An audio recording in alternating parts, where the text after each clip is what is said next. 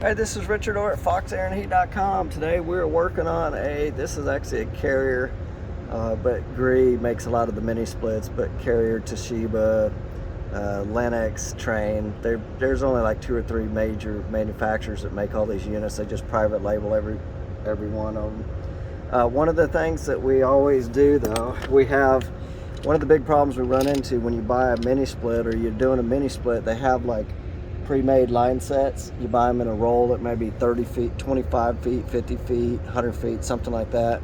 And then they have the ends that are already put on there, and they got some of them are flared and they have nuts already on them. But what we find is the flares on the end just are not square, they're not done right. And so what we do, even if we're pre-flared, we go ahead and cut those off, and then the nuts that come with them are usually pretty cheap. So typically we're going to use the flare nuts that come on the unit itself. So these nuts are actually on there, and what you do is you'll actually unscrew them.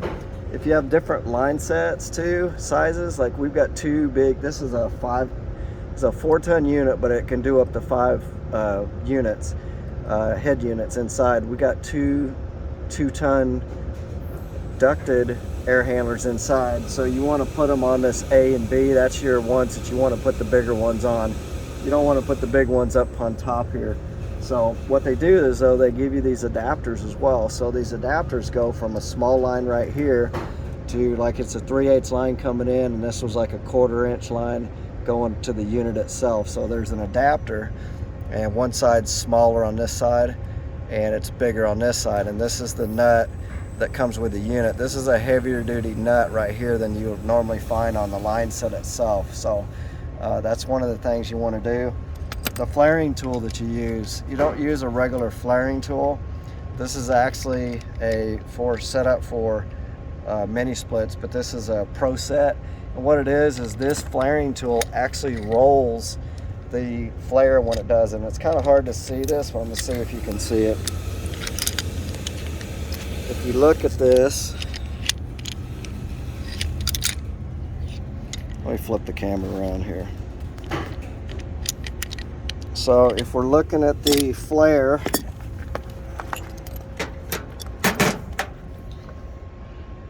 there's the flaring tool on the inside. Let's lay it this way.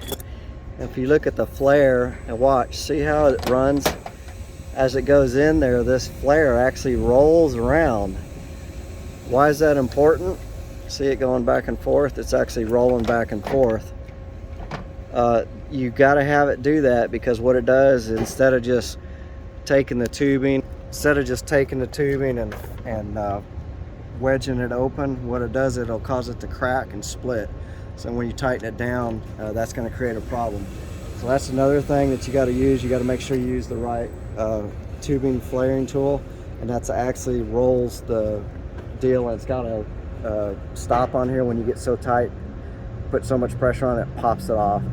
And you also, when you set the tubing in there, there's a flare on top of this. You need to make sure that the tubing, so that angle there, the tubing's actually flush with the top of this, so you make sure it's centered in there. Then when we're putting on the fittings, what I like to do is, they sell torque wrenches to do all this, and they don't really give you a good reading because it depends on if the fitting's dry or not. But see that fitting right there, I'll mark it, and each one of these notches, this is a hex fitting, and there's 6 sides to it. So what we do is typically I'll hand tighten it and get it snug where I know it's starting to get tight, and then we'll mark it. We'll put a notch on each one of them, and then we'll put a mark here, and then on the hex on the other side we'll put another mark on this one. So before we screwed that together, this mark was over here. So basically I go a 1/6 of a turn. Now on these big fittings, it's real hard to do that. On the big fittings, you're going to really torque down on this. You got to be careful about breaking these fittings off. The other thing that we like to use is we use some nylon.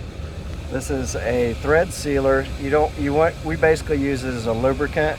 We put that on the back side of the nut where the flare, so when the nut torques down, it's not really trying to twist the tubing. And we put that around the threads. The threads really aren't sealing, but it's really there to lubricate it.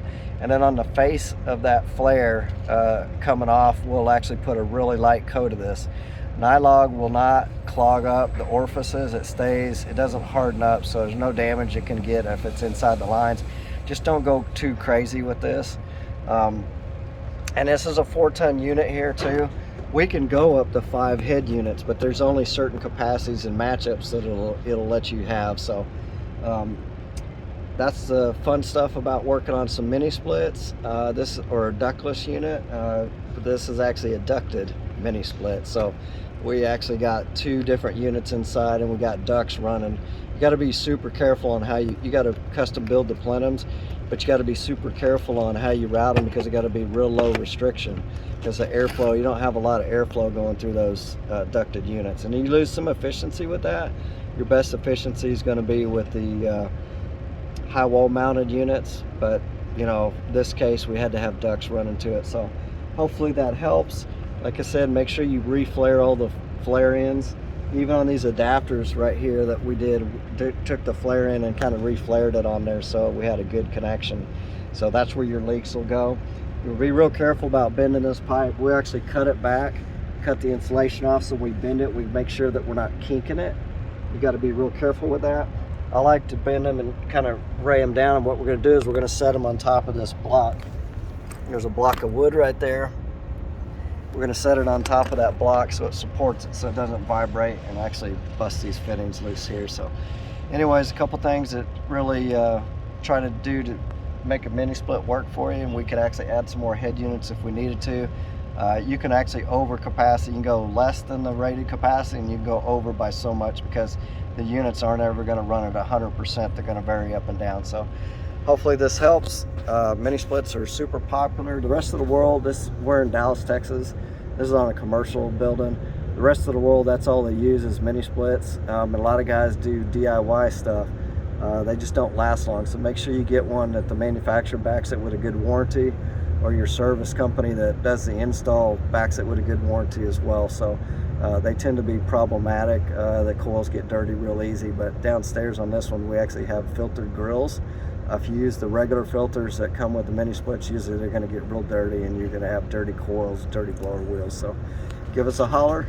We do have air sanitizers we can put on these mini splits as well. So it's Richard over at foxironheat.com. Hopefully that helps. Give us a holler if we got any questions. Thanks for watching.